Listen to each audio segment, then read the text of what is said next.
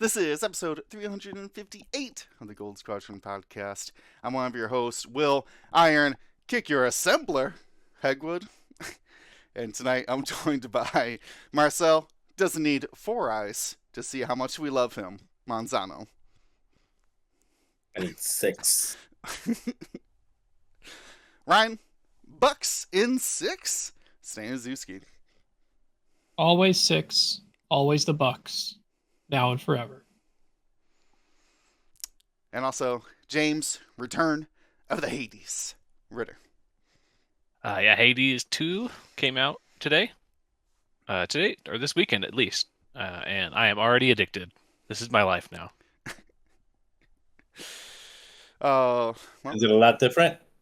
It's the exact same, but better. I was gonna say, did you play the original one? I played like 2 hours of it. I played the original. I never beat it, but I played it a little bit. Yeah. And Bolo coming in here early, by the way. Wait for the special announcements, man. But I do appreciate you. Lambolo is one of our GSP Patreons, a Grand Admiral at that.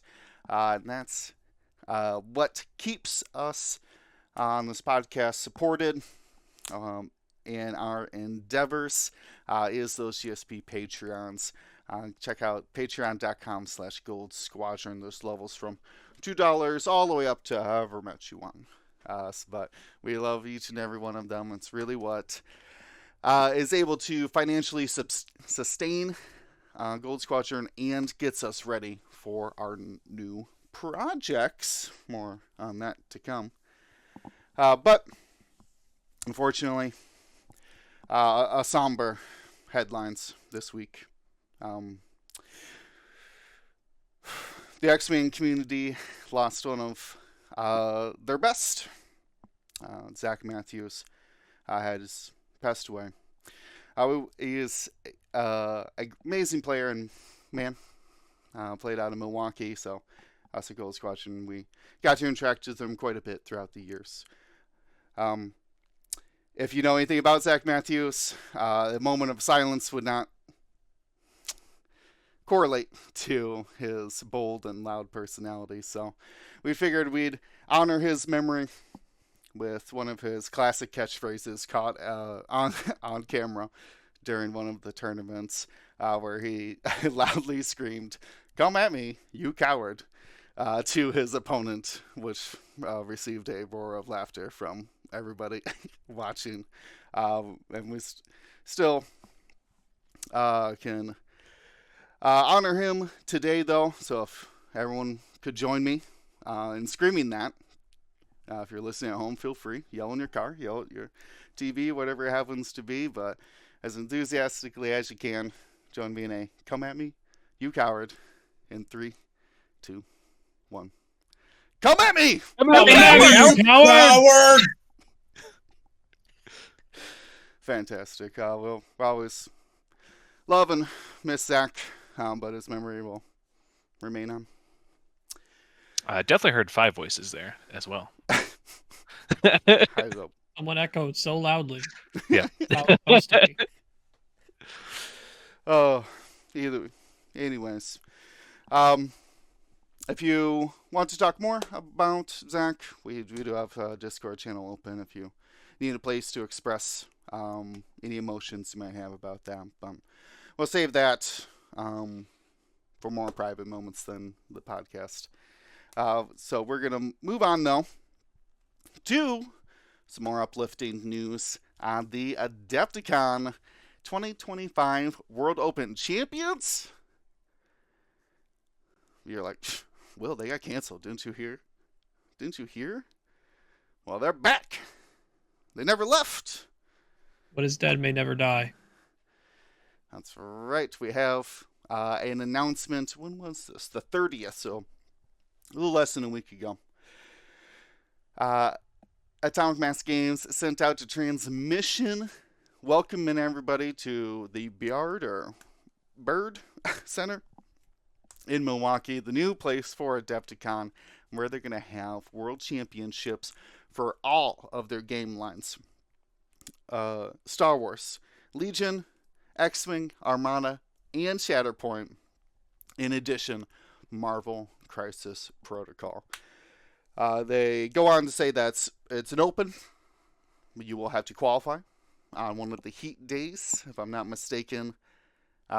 2 different heat days, which progress into a 2-day cut, if I'm understanding that correctly.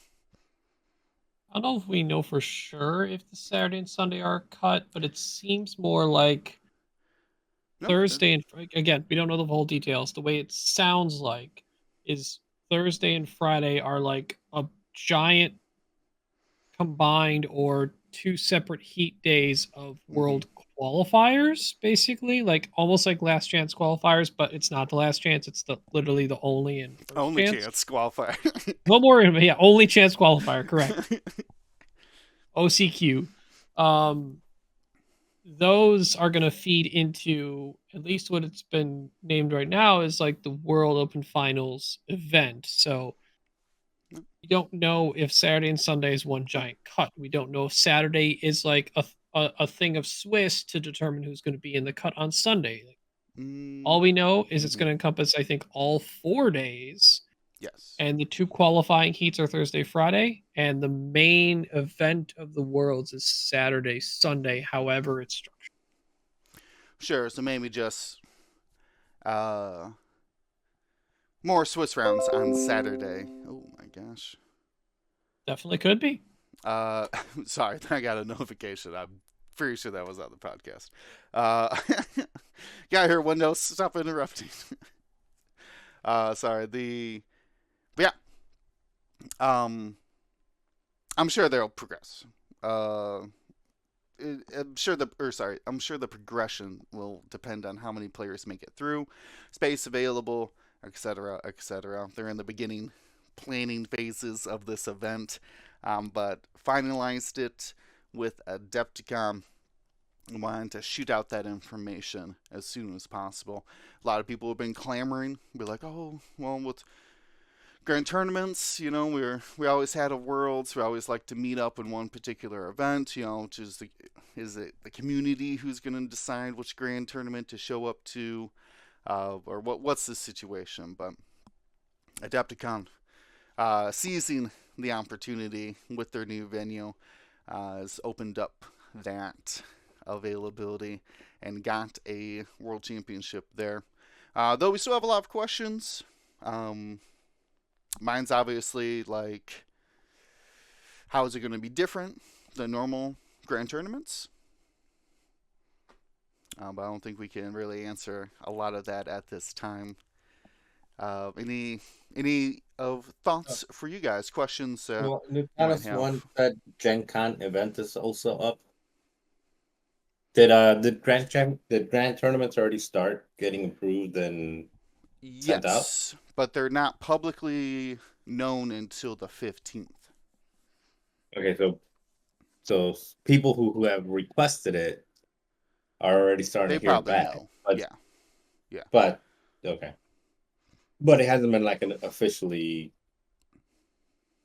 announced. Correct. Yeah, we still got to wait about another week or so, week and a half, for that announcement. I'm sure by well, they're supposed to start in June.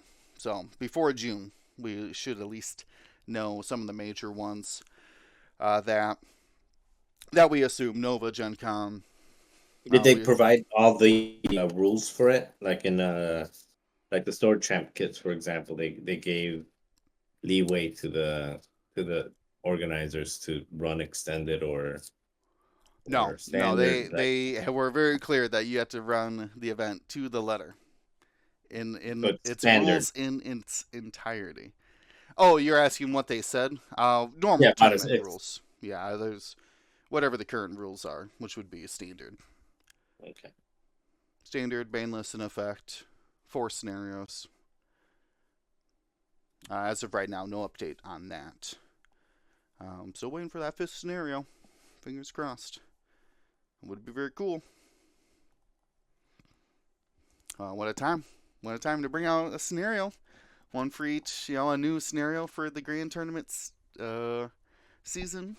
But... or a giant rotation. all new scenarios, all the old ones gone. Who knows? Could be anything. That could be a big That'd be step, crazy. but Yeah. they did print those scenarios in the core boxes, so Mm. I don't foresee them going away anytime soon. But I like the spirit that you got going on. Really a shake up to the meta. Because the more I play the scenarios, the farther and farther they seem to drift apart. The like Venn diagrams of what's similar about them seem to be getting smaller and smaller. But maybe that's just how I'm building lists. Who knows? And the more and more I play, the less and less I understand how to win at chance engagement. And it sounds weird. Because like I Yeah. focus so hard on like I know it's the objectives, and I'm like, I know it should just be just shooting my opponent's ships, but like, why am I losing more of these games in chance than I am in Yeah. objectives? It should like that was the way we played before, kind of just a little bit different to make you play in the middle of the board. Yeah, it seems there's a lot of focus sometimes on the objective. Not the, they're all objective, but the ones where you actually have to use your actions or be in a certain zone for. So That's tough. I agree. It used to be a question mark, and now it's like 3 question marks and an exclamation point for myself. It's not getting. Turns out, actually, not getting any easier. More complex and interesting. So hopefully, these grand tournaments and World Qualifier continue that tradition.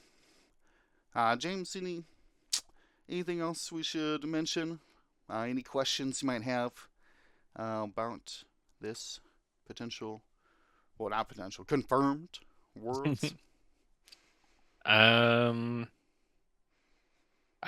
guess just more about the format, and maybe I don't think it talks about the cut rate, right? Like how many No. people are advancing to each day. No, so- I genuinely don't think they'll know any of that until they figure out how much space they got, how many people are going to be able to sign up. Exactly. So, and also, I think for the most part, we already know like what their Sunday's going to be like because of time constraints. So whatever the final is, it's always going to be constrained by, getting out of there at whatever time. Yeah. What is it, like 5 o'clock? Usually Yeah. they close up. Yeah, really trying to So- squeeze out only like a top 8, maybe like top I don't think 16 a top last 8. year. I don't know, top 16, 16. 8, tight. 4, 2. Yeah, that's 4 games. No, I think that's fine. I think you can do a 16. Well. This year, I mean, 16 was pretty smooth. I thought. Like, Yeah, I mean, they it weren't ended at, literally taking down stuff around us. So they waited until the event ended at least. Yeah. So, but yeah, I mean, we assume cut on Sunday, Swiss rounds, double elimination, whatever you want to talk, or whatever you want to say for Saturday. Whatever it's got to be of, you got to get 5-1 for the day. It'll be more interesting to see like what resets. Does your stats carry over from the Heat day into Saturday? Now you have a combined like 10 game record. And that determines your cut on Saturday. A lot of questions up in the air for that, but initial guess is because they're treating the Thursday, Friday as like qualifying heats. I feel like that's separate from when you play on the Saturday, Sunday. To Right, me, who knows? I mean, if Chris is doing it again, he's going to be. If Chris Allen is doing the TOing again, he's probably gonna like push for some type of mathematical fairness. And if you're looking at let's say just capacity, right? Like how many people, because it's basically first come first serve for if you're looking at capacity and you can fit 162 people or whatever the the divisible thing is of like 8, 16, 32, whatever. So it's 62, 8, 16, 32, 64, 128. Let's say it's 128, right? So if it's 128, you would have 128 on Thursday, 128 on Friday, and the Saturday Swiss, like games 6 through 10, wouldn't be able to be more than 128. Like if that's your space. From people I've talked to who have been to the Bayard Center and are aware of how much space is available, that's the one thing that I know people have mentioned a little bit of concern about going back to the whole the click off, right? You know, refresh your page, get my ticket before it runs out, right? Um, Apparently, Adepticon definitely picked a great spot to have a ton of space. And I wouldn't be surprised if each heat day had like 256 or the next step up from that available to them.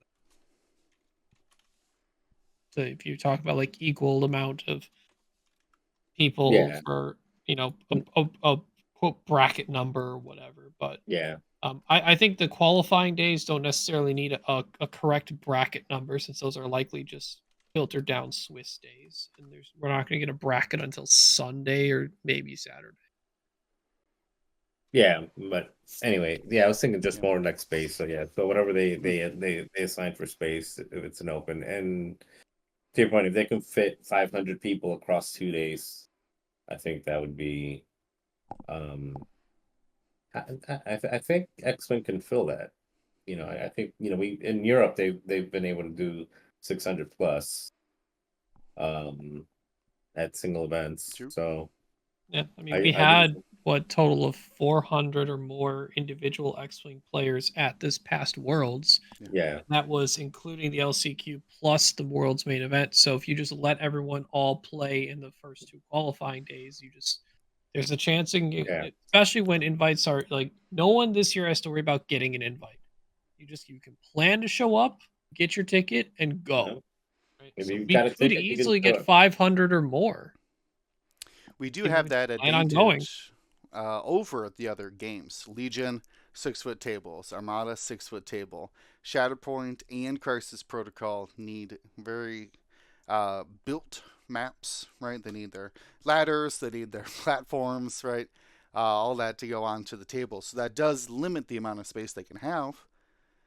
They got so many X-Wing mats ready to go. So we could definitely take advantage of our capability of getting players onto the tables.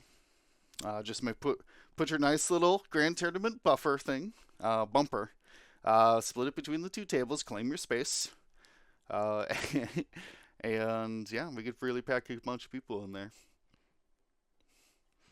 So Yeah, I think another just thing that'll impact it is I don't know how different Adepticon will change their pricing because they are moving to a larger venue, different venue.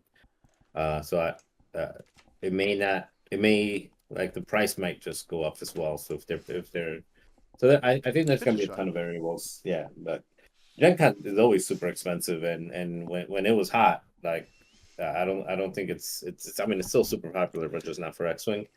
Well, and in the in 2016 to 2019 that I was there, I mean you'd be getting 400, 500 people, not 500, but like 450 easily. Yeah, the one Gen Com, the first one I went to, where they were doing like the second edition pre-release events, and then they did the first edition North American Championship. That was a huge number, just as many as I've ever seen at Adepticon or at the FFG Center, anything like that. Yeah, Maybe I not. mean, Maybe not as many as that when we played in an ice rink or whatever that was. like that Worlds In downtown in Milwaukee. Minneapolis. Yeah, Oh, no, it downtown was Minneapolis. Minneapolis.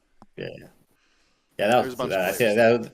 yeah, that was still my favorite. That's still the number one That's the goal. Worlds That's the goal for most events, is to just match match. the That one. 19. Yeah, that was That's fair. That's fair. 2019. Yeah, That's the bar that this Adepticon's gonna have to exceed. But I'm sure, knowing Hank and the rest of the team at Adepticon, especially after their success of the last one, this should be an amazing event. So we're all very excited and relieved to. I have Really, set my pitchfork down for yeah, the time yeah. being. The mobs have been quelled for now. Anyways. Which, Now, yeah, now give now give me the point update so I can bring it back out again. right. Yeah, very, very happy that this was sooner than later.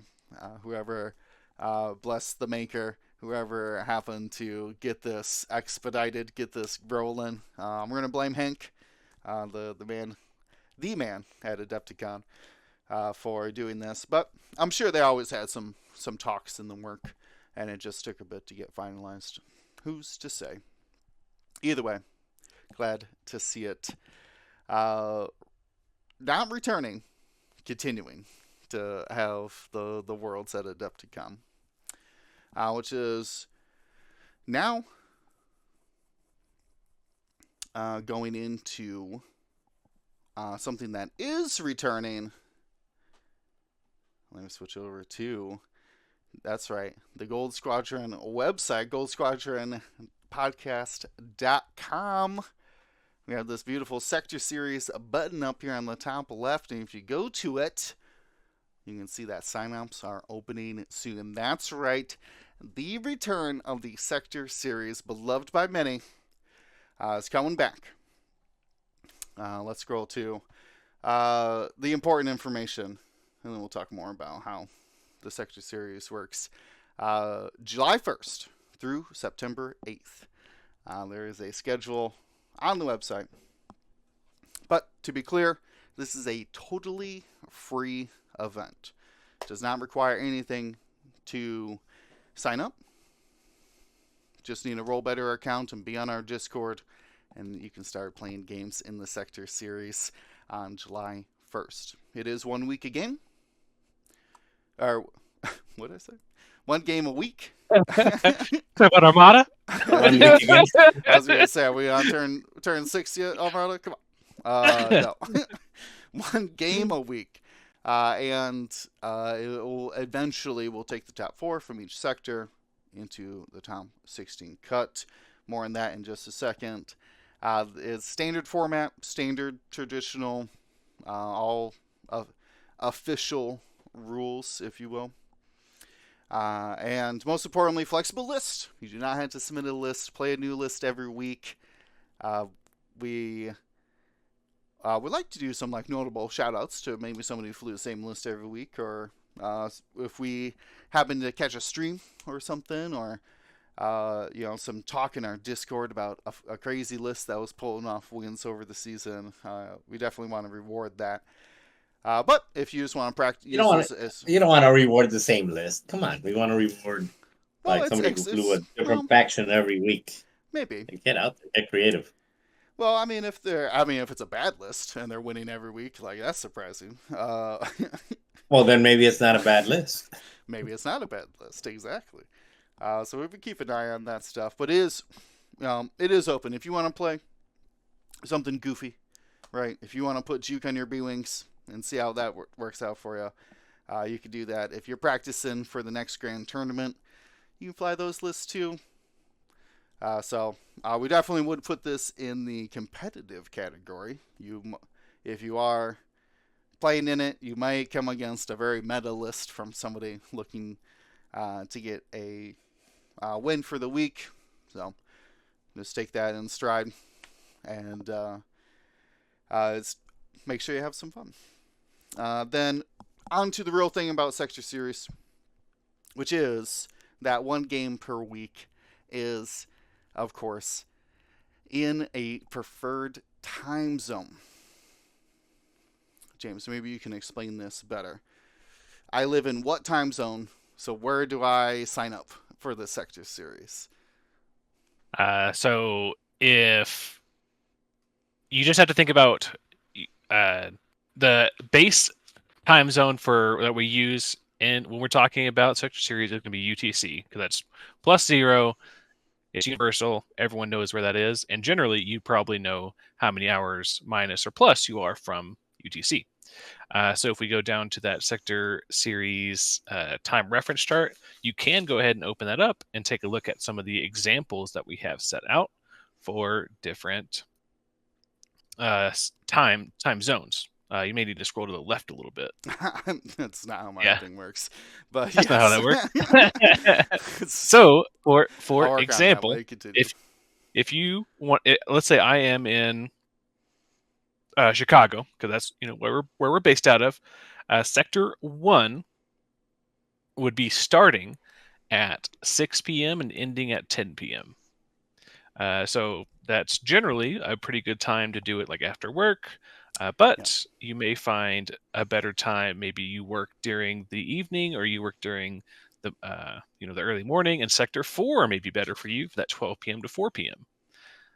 So you'll just find the best time block, the 4-hour time block that works for you, and that'll be when in that 4-hour window is when you'll play the game with your opponent. Yep. So not where you live. It's when you want to play. When you want to play, exactly. That's the best way to put it, I think, because I think a couple people that lived in the U.S. were night owls, let's say, and wanted to play in Sector 2. Yeah, playing that post midnight time zone. Yeah. Now, of Absolutely. course, these are flexible. These are not very rigid. So you got to start all your games at 0 UTC or anything like that. But it's to give you and your potential opponents an idea of when would be the best to schedule these games. Now, of course, exceptions would be like, you know what, actually, Saturday morning would work way better than Thursday evening or any weekday evening. So a little flexibility on that, but these would be during the week, normal times. So when you're most available is when you're going to filter in to these different sectors, which has been. And you got a whole week to play it, right? You do have a whole week. Yeah, Monday to Sunday. So you can start playing that first game on Monday, but you do have the full weekend at the end of the week to finish up your game. Yep, the sector series, the what do I want to say? That time zone difference, it really brought a lot of people on board because it is something of a hassle.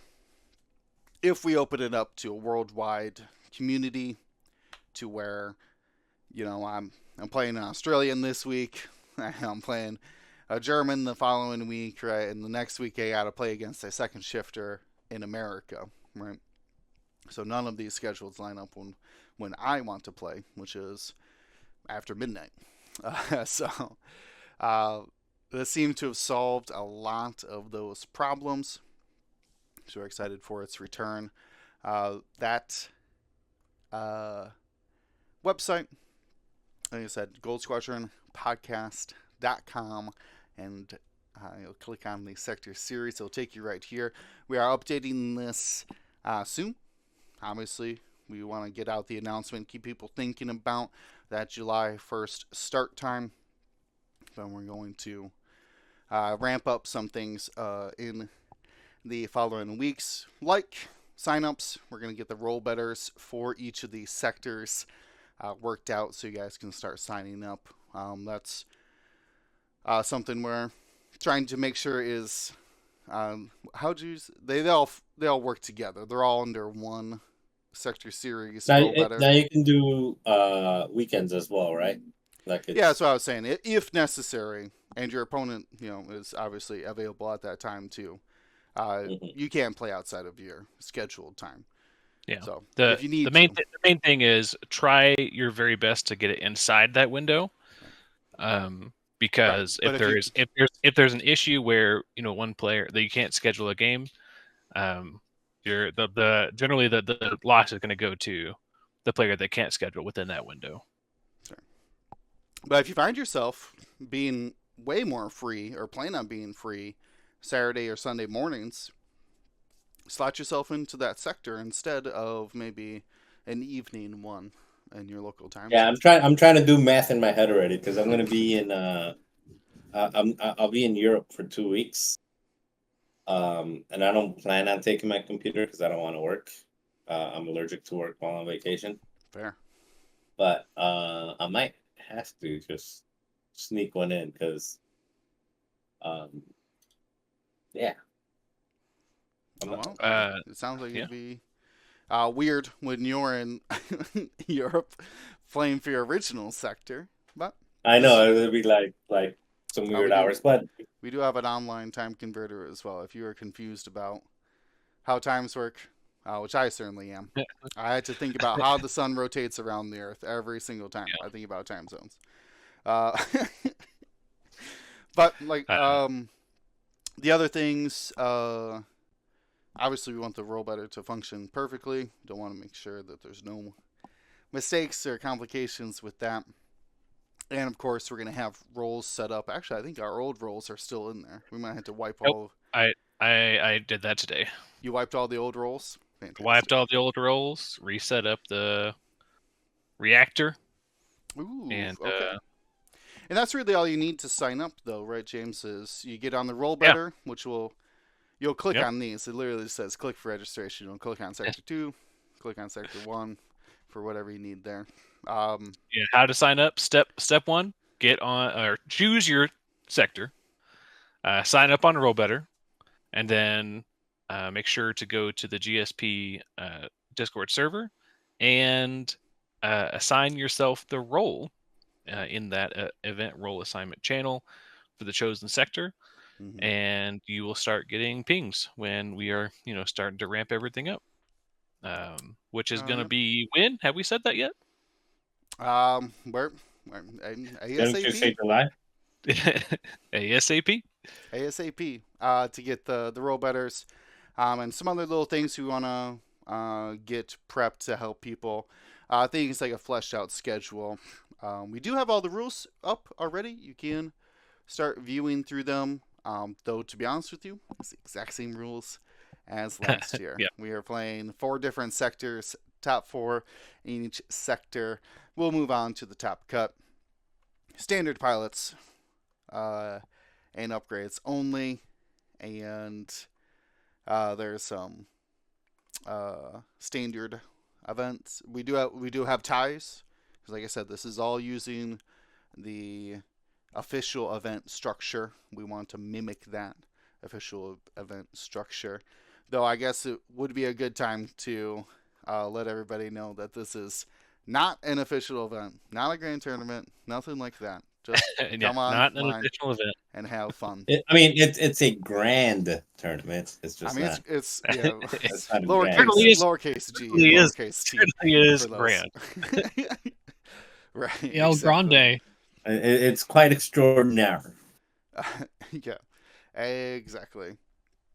And as a note, we do, as people are the rumor mill says stirring about points. Everybody's clamoring for them. They're available immediately, even released middle of the week. So you got a game scheduled for Thursday, and they drop those points Wednesday. You're playing on new points on Thursday. There ain't no old list anymore. It's basically YASB points, isn't it? Yeah, it's YASB points. Well, whenever it's YASB's points. ready. Yeah, so if YASB has it wrong, it's YASB points. I think it's probably the safest way to go. So what you're saying is Rathos, if he wanted to, yes, he could. Yeah, he could be like, I want my. He could change points on YASB just before he starts to play his game, and then change them back after he's done. Hey, we don't do that. Kick him out. Use your power. Abuse it. Then thank you for all of his service and let him back in the tournament. But there is definitely some anticipation for new events. So we're proud to have our own events, and hopefully as we ramp up, there's potential for more. One step at a time. I did just see in our donation box a not so small donation from our Grand Admiral Lambolo for 1,000 credits. I think this is for the Nova Open. Oh yes, for the Nova Open. That is an in-person event that we do want to travel to. We're so excited. Doing that bombing run. We love you. Always appreciated. Speaking of, that's an amazing transition because we do want to. Obviously, right now, you can go in. There's a big donate button. You can click it, and it takes it to our donation page. So you can do that as well if you just want to show appreciation for the Sector Series. But I am working right now finalizing some extra merch options that can support us as well. Right now, to be fully transparent, we don't make money on the store. It's just for fun things. If you want to support our brand by wearing the merch or if you think anything like that, we'd love to support you in those endeavors. But we do not really make.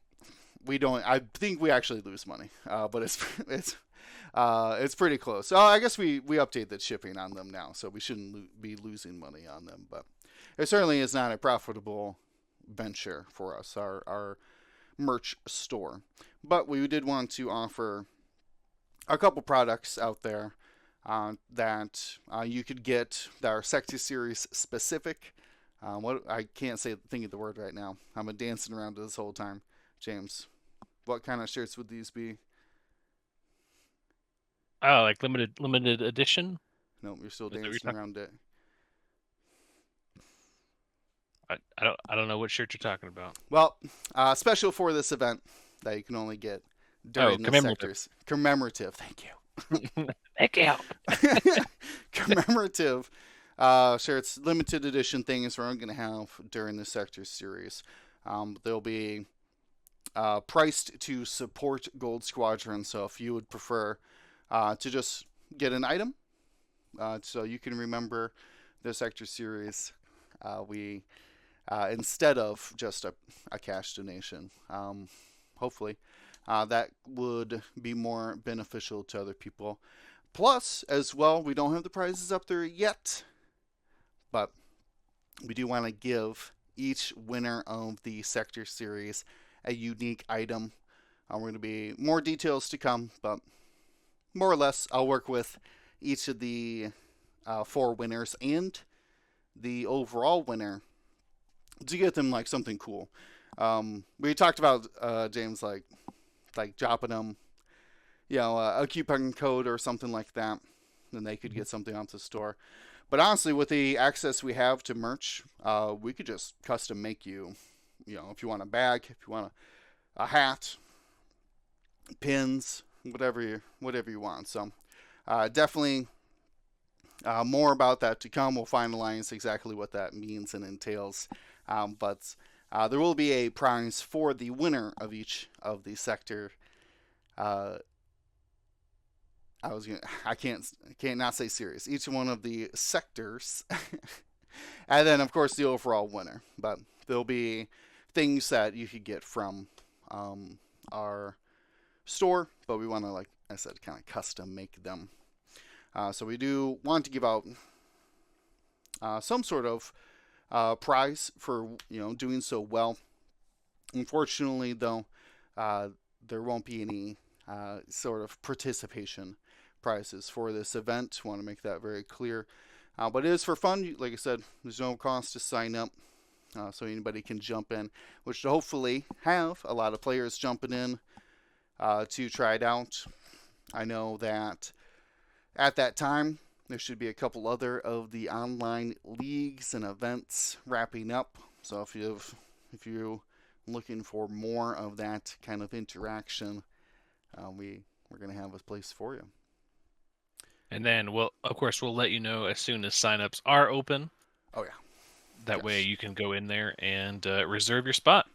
Yeah, we'll be blasting it, shouting from the rooftops when this is finalized. But we want to, now that we have the dates locked down, very similar to Adepticon, I guess. Like, we got the dates locked down. We're just going to get the last of the details ready for everybody. So that way we can hit the ground running on that dates. Marcel, Brian, anything we might have missed? Any questions we may not have answered about this upcoming Sector Series?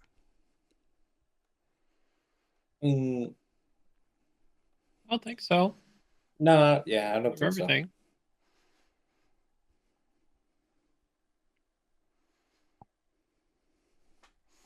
Well, I'm excited to See the no return. It was a big success. The only problem was that people were having too much fun. So hopefully that continues. And we'll keep that updated. So bookmark that Sector Series page for when we're ready to roll out those signups. But like I said, pretty easy. If you already have a Rollrider account, it's going to be a couple clicks and you're going to be ready to go. The only thing I might recommend, we'll see if maybe there's a better way of doing it, is that we might start recommending people change or add their what either your Rollrider needs to reference your Discord or your Discord needs to reference your Rollrider. Do you know what I mean? Nope, you're muted. Yeah, that'd be a good idea. You're muted. I can make it to where you have to sign up with your Discord, which is what I'm going to do, so people can just click on. There's a Discord link in the event. That's true. So it's like a single sign-on for. No, you're saying that your Rollrider knows your Discord? Yeah. Oh, it does? Yeah, I can force it to make So like only people that can sign up are people that have their linked Discord. You have to have a linked Discord to sign up. Well, there you go. See, that'll solve a lot of those problems of confusion of like, I'm Beer Talk here and I'm Killer Beer Talk somewhere else and I'm Will Hegwood on Twitch and so there we go. We already got that solved. I think most people should have both already. If you've been playing in our online events, you probably have both a Rollrider and a Discord ID. Honestly, their Discord is a great place to join in on those conversations, get some list help, answer any rules questions, and be like, well, what happens if I don't spend my calculate even though I threw it with Terex? Do I still flip him at the end? Anything like that. The Discord is definitely the best place to talk about X-Wing, find out more about our upcoming events and stuff. So, I think that... Oh, I'm double checking. It was on. It was going to catch me. I caught it. Anyways.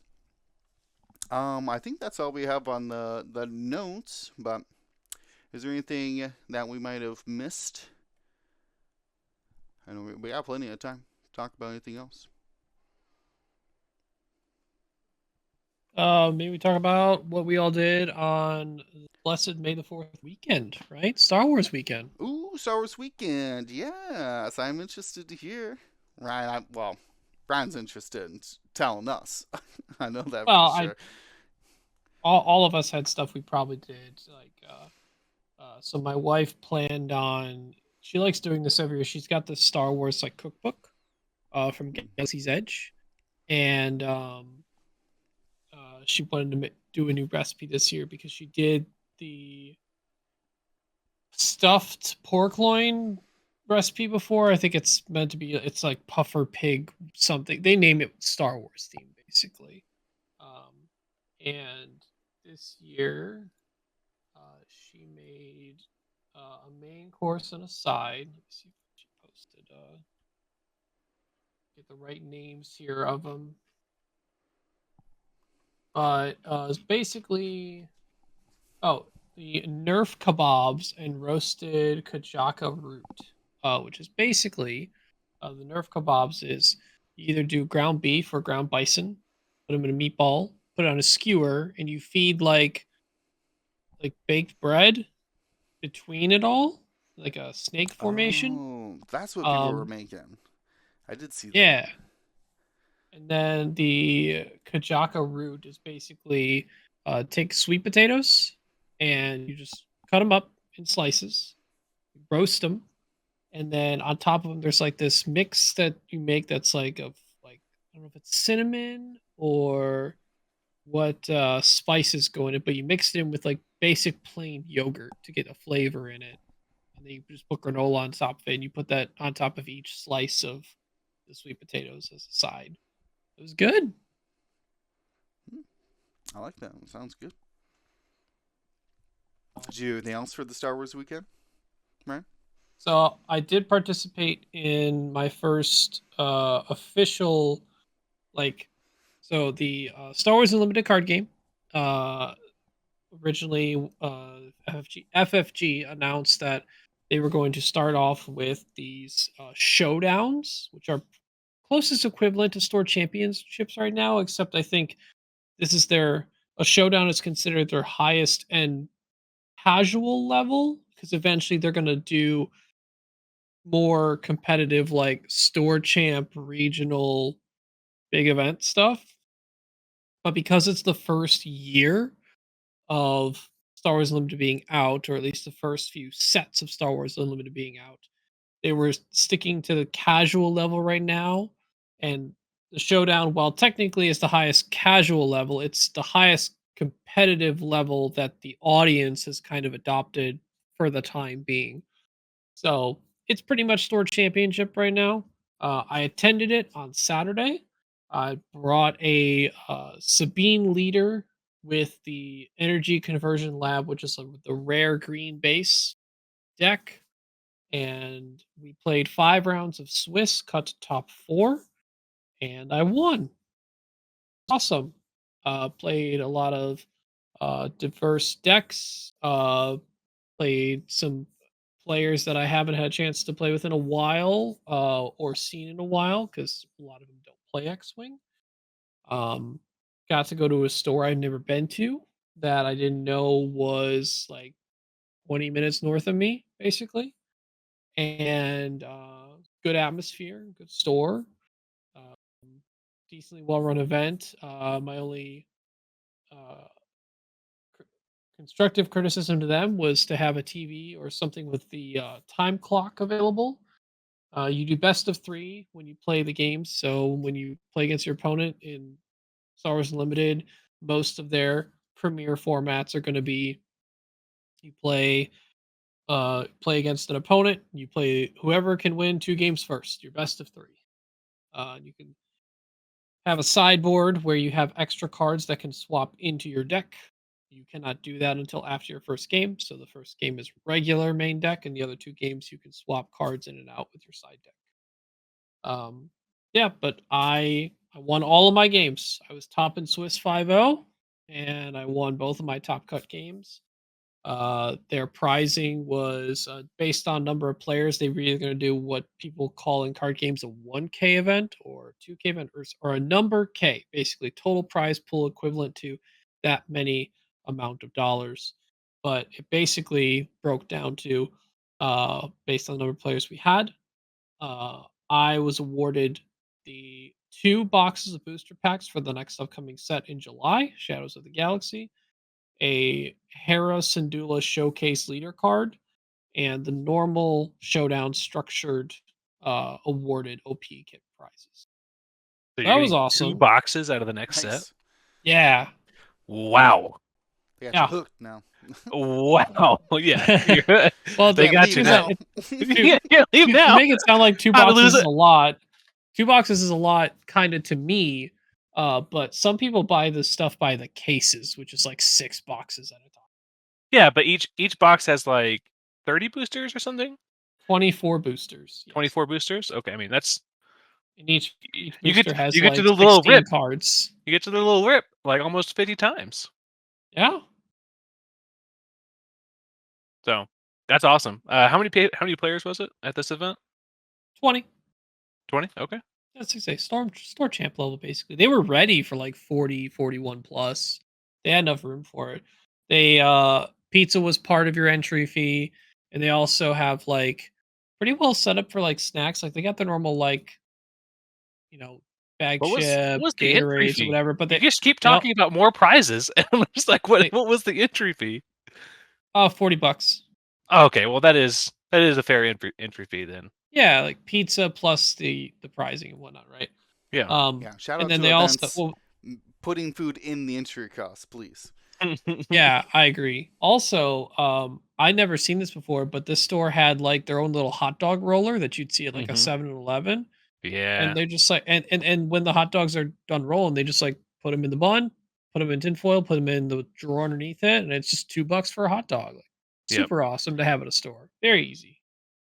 I went to a lot of stores when I was in England that had hot dog rollers and or like just like microwavable meals on like ready to go. So Do they have a can uh of beans ready for it? Pour some no, beans no over your hot beans. dogs? No beans. Nope, Nope. no Like beans. it was like rib Relish, sandwiches ketchup, and mustard. hot dogs and yeah. Well, fantastic. Congratulations, Ryan. You hooked with the swooping? The swooping I mean, it's fun, and I understand. A lot of my friends are playing. I'm partaking in anything from playing the game to talking about the game to trading cards, actually. And I'm trying to get away from like selling the cards because, especially right now, like the stock is a little bit low on set one. So the prices for individual cards are just slowly going up. And they're kind of falling a little bit, but I don't. They're probably going to go back up did until you they. did you jump in on Destiny or start on Magic or anything like that? Or is this your I never first? played Magic. I played Destiny for maybe like a couple months. Like someone had some I extra think everybody cards. only played for a couple months. Well, I told them what I was interested in trying out and the type of deck I was curious about. So they sold me some of their stuff, and I played like a couple of the store nights. But that was it. I I don't still really think count. Destiny had one of the coolest design concepts. So Sure, I basically I liked it. Unlimited is pretty close to the same, just no dice. No dice.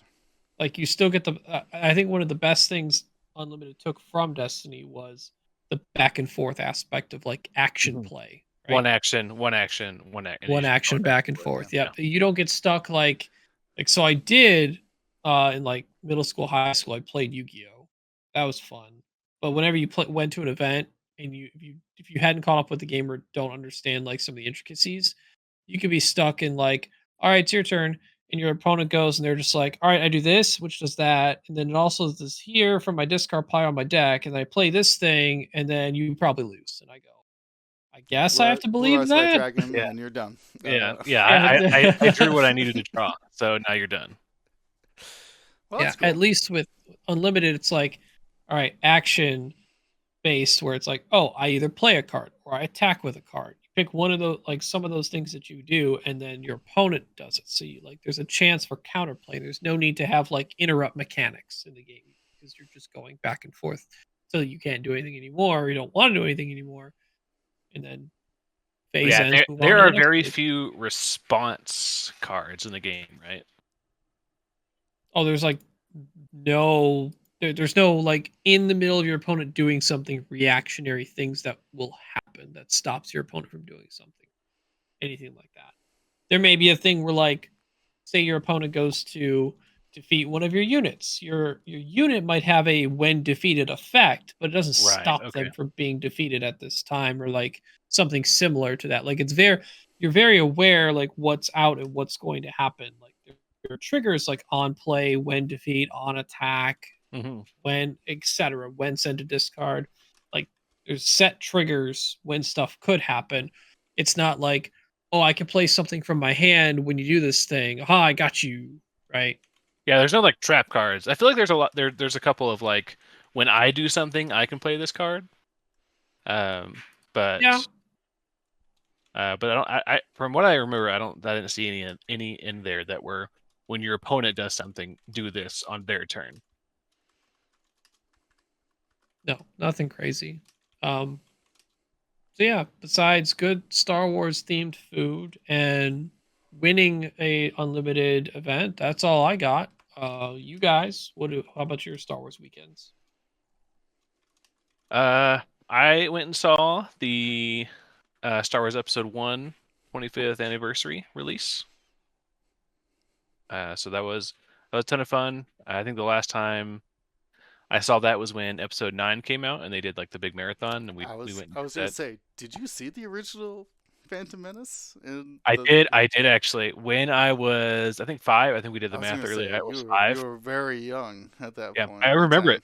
time. I remember it. It is a core memory for me, because I was already waist deep into Star Wars at that point, and I was only 3 or 4 feet high. So Right. I definitely just dumped head first into that after episode 1. So I went and saw that with my wife. Had a great time. Um, had we had the whole day off on Friday, and then Saturday we spent almost the whole day watching Star Wars. So we finished up Bad Batch. Uh, very very good ending, I think. And we finished up Rogue One, finished up Rebels, and we finished up episode 4, A New Hope. So we're on our way Oh, you're going into timeline order, aren't you? timeline I order. was Yeah. like, I was like, and now we'll watch. No, we're right now we're watching from the very beginning to the very end. So Okay. we have not watched Tales of the Empire yet, that came out this weekend. But from what I've heard, it's been good. No, nothing bad that I've heard. So I did did anyone get watch a that chance to too. watch it? Yeah, how was it? Well, Yeah. is that what is that? I don't even think I heard of Who's it. the characters in it? So you have Morgan Elsbeth, the like character that was introduced in the Ahsoka episode in the second season of Mandalorian, and then continued her story in the Ahsoka series with Thrawn. Um, this part of Tales of the Empire goes through sort of her origin story or how she got to that point with Thrawn.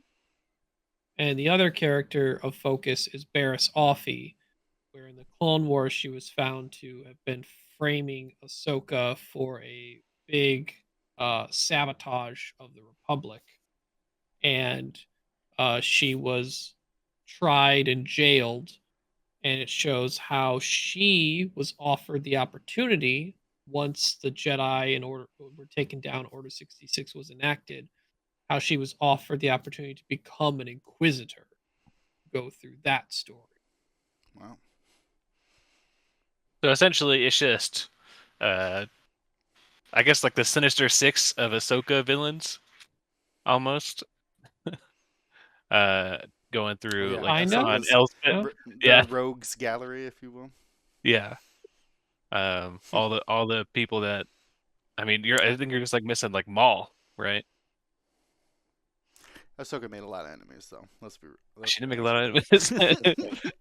And then she unmade a lot of enemies too. Yeah. So Yeah, I knew Barriss was in it because of the trailer or whatever, but I forgot Morgan yeah, was in I there very too. I didn't even know that thing existed. I just saw the trailer while you guys were talking. It it looks pretty it good. just came out on Saturday, so it's Yep. essentially And just like All Tales of episodes are the available. yeah. Oh, the entire thing? Mhm. Yep. How many Just like episodes are there? Tales of the Jedi from last year. So this Tales of the Empire. All episodes are out. They're all about 17-ish minutes on Okay, so average. they're short. yeah. Yeah. Yeah. You can watch them all in an afternoon pretty easily. Okay. I like that. I like that. Well, I'm glad that they are good. James, how did Phantom Menace hold up? Still as good as Did you? ever. How were the wah-wah-wahs and The wonka wonk womp womp womp womp womp womp womp yeah. was hitting. The Naboo, And man, the pod the Naboo. race like in theaters. I know. That's it underrated. Phantom Menace, underrated Star Wars movie, I think. It got a lot of heat for having a little kid as one of the main characters, but it's very good. Still does its job of being a Star Wars movie. There's a lot of things that you can point at that say this is not great a movie, but man, for me it's the nostalgia, the core memory of like this is why I love this game or this just franchise, this world. Yeah, it was amazing. I also did an Armada event this weekend. Oh dang! Got my butt whooped. Wow. Very sore. Had to immediately just like rest. Took like a rest day after bending over, and because they all had short tables, but had fun there as well. So very What Star Wars weekend. what faction did you take for Armada? So I only play Republic, but man, I took the wrong thing because this was a sector fleet event. So it's like if we were Oh, you playing said large 300 scale, right? yeah, it would be like if we were playing 30 points in X-Wing Oh, terms. So like 50% more. More. More. Uh, so I took a very anti-squadron Republic fleet with a bunch of my own squad, like 8 Torrents and 2 Jedi, and then a couple like a 2 Venators and a Victory class Star Destroyer and a Pelta. So it was, and no one brought squads. It was like me No and like one one brought other. the 25 TIE fighters, whatever you were worried No about. one brought any Yeah, squads. nobody wanted to do that. Nah, a I single didn't face person was squads. good. I didn't face a single squad all day. I brought so much anti-squadron tech. I was so angry.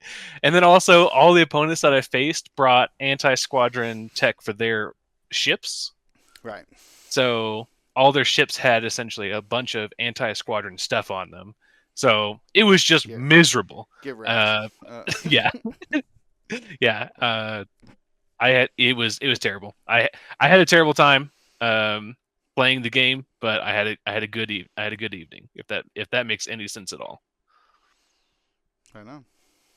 Marcel, you get up to anything over the weekend other than I mean, breaking bones or whatever you did to your shoulder? yeah.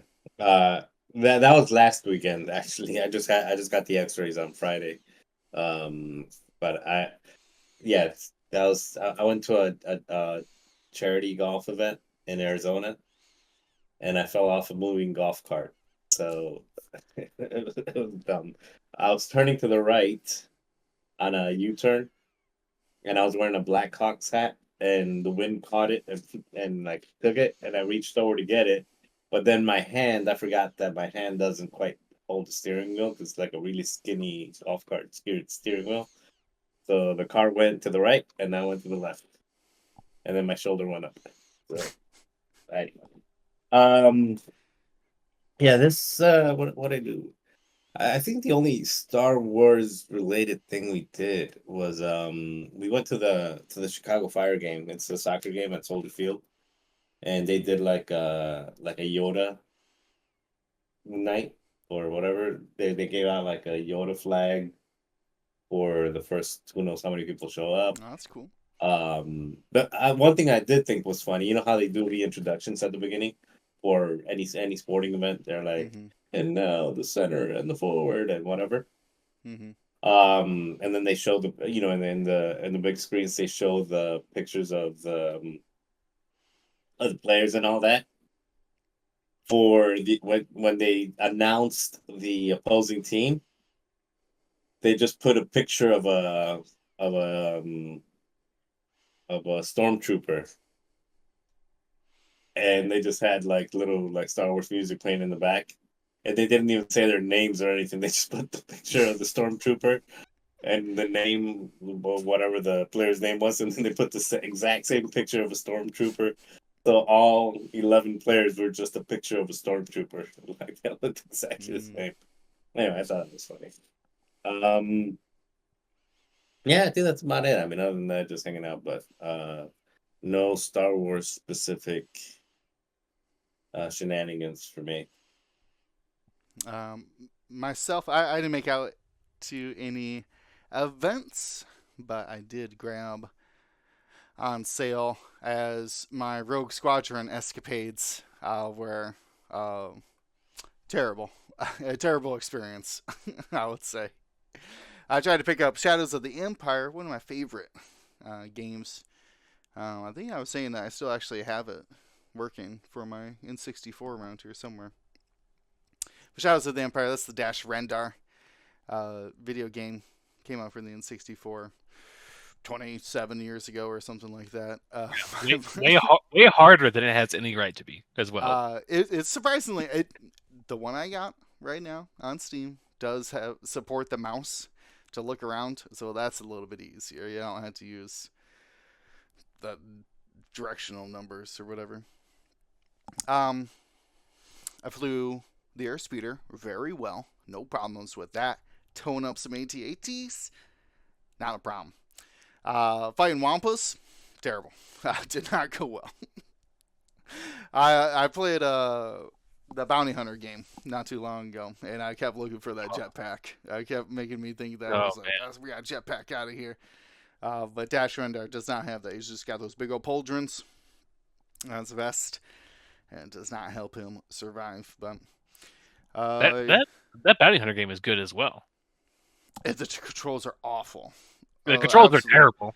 Absolutely awful. You have to lock on to even like shoot. Dash kind of shoots randomly in the direction you're facing. So, not randomly, he kind of has like auto targeting. Yeah, for the most part. But the reason I like it is that it switches back and forth to do a little snow speeder action, do a little shooting third person. Then you go into like a swoop bike race, do the classic like Falcon runs away from 4 TIE fighters thing, but as Dash, obviously. Yeah, there is like it's like a true adventure game of like there's a new thing every mission. Like you're not just like running around.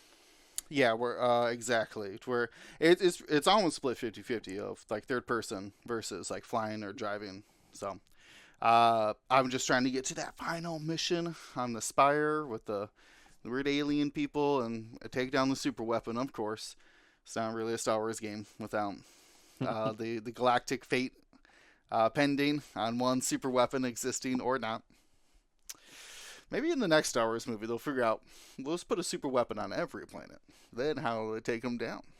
That's what they did do with the Sith Star Destroyers. Yeah, but they never even left. Turns out Exegol. Yeah, they never left Exegol. Turns out it was still pinned down to one single point. A plucky dude could just go shut off. So maybe it was a good idea, Palpatine. Got a little too bold. Maybe you go out and find where these codes are and destroy them, so random teenagers and Adam Driver don't collect them. I guess Ray's not a teenager now. They're all adults, but maybe they'll go find that dagger. You know what I mean? Maybe Palpatine. Go find that dagger. Stop people from finding your Exegol before your plan is complete. I think the dagger is what makes me the most angry out of all of it. The J.J. Abrams special cut of that is we're gonna take out the dagger completely. She doesn't like unfurl it. It like zooms, like sings like a signal or something. Much more Star Warsy. The Goonies unveil it to look at the islands thing was ridiculous. Definitely the low point in that one. And she heals a snake just before that, so she heals a snake before. So we're talking low points here. Yeah, I did see a fan edit instead of like what happened during the movies and what would happen instead, and I was like, man, they should have just made this. Like what? What are they doing? I don't know what to tell you about Rise of Skywalker. I'm pretty sure I've still only seen it once, but boy, has it imprinted into my memory. I do not need to see it a second time. Trust me. That being said, I am excited for Daisy Ridley's Rey's new movie series or trilogy. I don't know. She wasn't the problem in any of those movies. Oh, really. Yeah. I don't think so. Yeah. So I'm excited for that. Rogue Squadron movie did get unshelved. No, don't give us hope, James. Unshelved. Don't give us hope. Not now. Not after all we've been through. Yeah, well, I'm still holding out hope that the reason that we haven't got anything new from AMG, this is my personal headcanon conspiracy, is that there was some stuff coming out with the Rogue Squadron movie that they were partnering with, but then Rogue Squadron got shelved, and so they had to shelve all their stuff. That's my headcanon. Don't take that away from me. I have nothing from Bad Batch Mandalorian. Yeah, about all those other things. I don't Yeah. I don't know the other ones, but Tales of the Jedi. Ahsoka. Did you guys see the teaser trailer for the next Lego Star Wars animated? I saw that. short I film didn't know thing? what that meant. I did not actually Okay. stop and watch it. So Isn't that like a imagine, video game? No, it was Ima- not no, a video it's- game. not a video game. It's this is a thing that's going to be on Disney Plus. It's called Lego Star Wars Rebuild the Galaxy. It seems the premise is it's like a giant like what if, Mhm. where like alternate universe, all the like these are the different things that could happen, and the final like bit sequence of that trailer is giving what a small sect of the Star Wars fandom have wanted for all this time: Darth Jar Jar. I did see the memes before I could watch the trailer. I already started seeing Darth Jar Jar. Yeah, memes. I hadn't heard anything of the Lego movie, but I've seen so many memes about Darth Jar Jar. I was like, why is this coming up again? I guarantee this will be the most watched Lego Star Wars entry that they've done on Really? Disney Plus because of Darth Jar Jar. The Christmas one was like not bad, in my opinion. No, they are actually They fun. did like a I've watched Frontiers one, Christmas. is I've that done right? the Halloween one. What am I done thinking? a That was few. like Frontiers or Frontline or something like that they had done. I It don't was know. like an adventure show. Oh, like not Star Wars? You mean like for Marvel? No, it was. It was. Avenger? It was. No. It was. It was Star Wars. I'm googling it right now. Oh. Yeah, that comes out September 13th, I think they said. So yeah, high anticipation for this year. We get Darth Jar Jar officially. Canon, but not canon. Yeah. Oh, sorry. I'm thinking of Freemaker Adventures. A long time Oh, ago, they yeah. had. I can't even describe it, but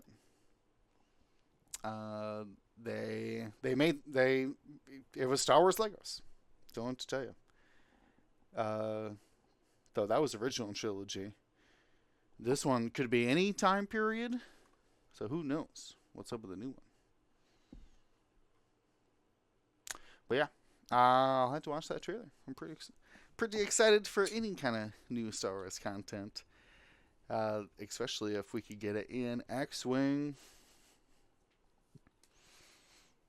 But yeah, I gotta put that on my list of things to watch. Now that X-Men 97's wrapping up, I gotta watch this Tales of the Jedi. I want to hear more about Barriss Offee. A lot of stuff wrapping up between Bad Batch and X-Wing 97. Both of those great entries to each franchise. Did you finish Bad Batch? I did. Yeah. I don't know about Will and Marcel. Yeah. How'd you feel about it? No spoilers, I'm but probably not gonna watch it, so you're not spoiling once me again, for the audience. we are proven that Star Wars animation absolutely kills it as long as they don't go the route of Resistance. What a yeah, Resistance I am. Man, I have so many feelings about Resistance. We're gonna have to watch it here in a couple. You're gonna have to watch it. It's I on will the say, timeline. Oh no! like honestly, the Resistance TV show, like it's actually good when the First Order are involved. That's the only time it is good. It is solid. Is when. Now, granted, yeah. Like my biggest issue is Kaz has the most plot armor of any Star Wars character. I'm almost convinced. Goodness, yeah. Like literally just like falls off buildings and then gets caught by wind or something. It's like, okay, well. Yeah. The Force, man. Best armor. pilot of the galaxy, aka most plot armor in the galaxy. Yeah. So, But besides that small tangent, because like I actually think the animation style of Resistance show is pretty good. But it's really fun. Yeah, it's very, especially when they have the racers. yeah, I think the racers are like a super cool part as well. I think they could have gone a little heavier into that and fleshed that out a little bit more. But yeah. No. So overall, Bad Batch, I think, is a complete series. Very good. Mhm. I don't know if I put it like where I put it. If you told me to rank Clone Wars, Rebels, oh and man, Bad Batch, I don't know where everything goes. Phew. Oh, what if it's just Clone Wars and Rebels? I mean, you have to do that almost I per like season. Rebels more than Clone Wars myself. Really? Okay. I actually really Uh, like the whole cast and how the chemistry amongst all the characters and the stories between them work really well in Rebels. I've liked Rebels more than, and it's not by a lot. It's like a little bit more I like Rebels than Clone Wars. I don't know where Bad Batch lies yet. I don't think it's above Rebels for me, but I'm not set on that opinion yet. yeah. I just I think mean, that's where I'm at. my wife, I think, would probably put Rebel or Bad Batch at the top for her. So, if that, Sarah really enjoyed it. She got excited for every episode. So yeah, I I wouldn't was be like, surprised do if you she wanna? also was like big Bad Batch fan. I was like, do you want to continue watching Rebels? We only have a couple more episodes left in this season. She's like, no, Bad Batch. So that was definitely the highlight of our viewing week. Yeah, I could tell when Sarah is excited for Bad Batch because even after the show is done, she's been excited for all the Bad Batch spoilers in the Star Wars Unlimited card game. Yeah. Now, like all the Bad Batch characters are coming to Star Wars Unlimited in Yeah, set. I have seen a couple of spoilers for those, and they do look Oh, fun. wow. I think Bad Batch as a series, and then also just highlighting the finale, the series finale, it was amazing. I had a really good time. Would definitely recommend your time. There, I would say no more filler episodes than there is in like Rebels. So they stay on track pretty well. Season 3 is just storyline, so Yeah, there's no everything's moving. filler. Yeah, All that matters. yeah. If you like the Clone Commando video game, you do get to see a couple characters from that, so that's cool. Yeah. All right. Well, an exciting night. A lot of things to look forward to, and some memories to cherish as well. But we're going to wrap it up here for the evening. Stay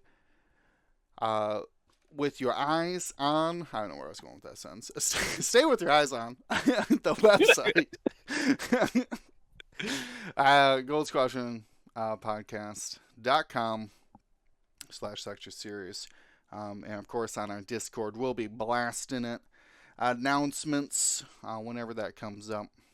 And we do have a Sector Series feedback. If there's something that you think that we're missing, definitely let us know. Something we overlooked. It does take a community to run these kind of events, so we're really happy to see all the players jumping in, grabbing those roles for each of their Sector Series, repping them out. Not necessarily always a Clan Crab versus Dragon Clan or anything, Sector 1 versus Sector 2 or anything like that, but certainly I felt that I was rooting on the top players from my sector into the top cut, so hopefully kind of get that same kind of camaraderie this year as well. But for everybody here at Gold Squadron, stay safe, stay smart.